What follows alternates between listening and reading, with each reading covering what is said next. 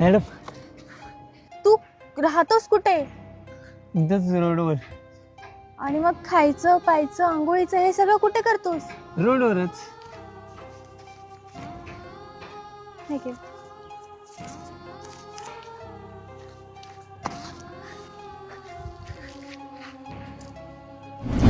अरे ए मी तुला 100 रुपये दिले तरी तू भिक्का मागतोय? 100 रुपये मध्ये आता काय येते? उद्याची पण सोय केली पाहिजे ना. अरे हा रे, जर मी तुझी खाण्याची राहण्याची पिण्याची सगळी सोय केली तर तू हे भीक मागणं सोडशील का?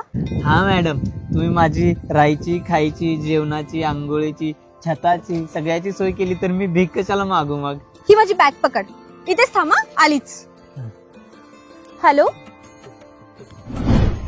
हा मॅडम, कॉल केला तुम्ही? सर त्यांनी माझी बॅग चोरली.